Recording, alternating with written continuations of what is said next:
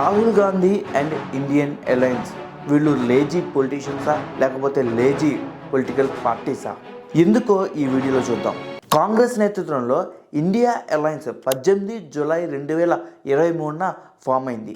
ఇప్పటి వరకు ఈ ఇండియా కూటమి దాదాపు 9 నెలలైనా ఫామ్ అయ్యి ఇప్పటి వరకు ఒక్కటంటే ఒక్కటి ఉమ్మడి సభ కూడా పెట్టలేదు. దీన్ని లేజీ అంటారా?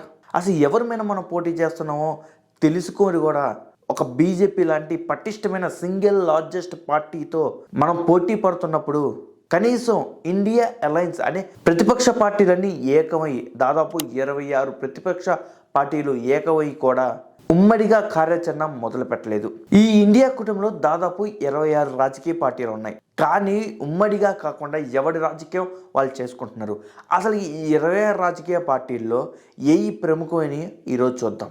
ఈ 26 రాజకీయ పార్టీల్లో ప్రముఖమైన Congress, Samajwadi party, DMK, TMC, AAP, Janata Dal and RJD ఇవి ప్రముఖమైనవి.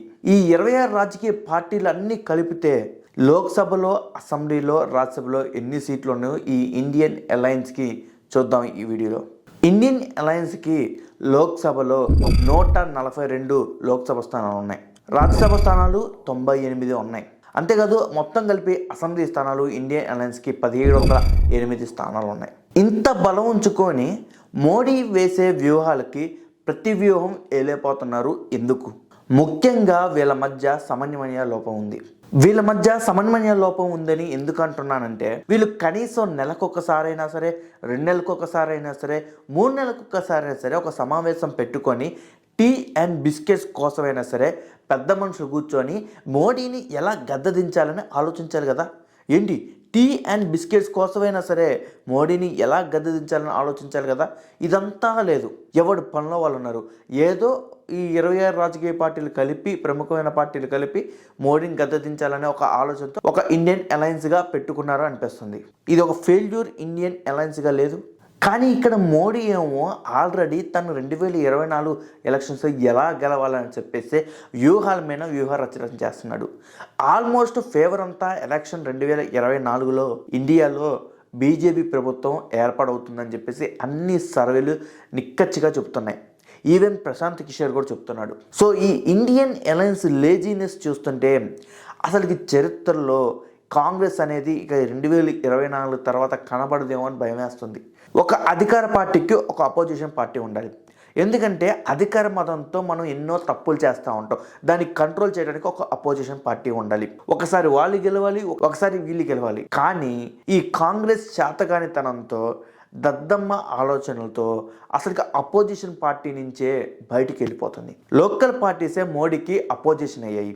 Like KCR, Mamata, DMK, Samajwadi party, Shiv Sena ఇలా అనమాట. మోడీ ఆల్రెడీ పార్లమెంట్లో డిక్లేర్ చేసేసాడు. ఏమని? 400 సీట్లతో ఎన్డీఏ భారీ మెజార్టీతో ఎలక్షన్ 2024లో గెలవబోతుందని. అంతేకాదు సింగిల్ లార్జెస్ట్ పార్టీగా 365 సీట్ల పైగా బీజేపీ పార్టీ స్వయంగా గెలుచుకుంటుందని డిక్లేర్ చేశాడు. జోష్ అని చెప్పాడు. ఒకసారి ఈ వీడియో చూడండి, మీకే ఫుల్ క్లారిటీ వస్తుంది. देश का मिजाज एनडीए को तो 400 पार करवा ही के रहेगा, लेकिन भारतीय जनता पार्टी को 370 सीट अवश्य देगा. ఎందుకు ఇన్ని రాజకీయ పార్టీలు కలిసినా ఈ ఇండియా అలయన్స్ బలంగా లేదని చెప్పడానికి కూడా కొన్ని మార్గాలు ఉన్నాయి.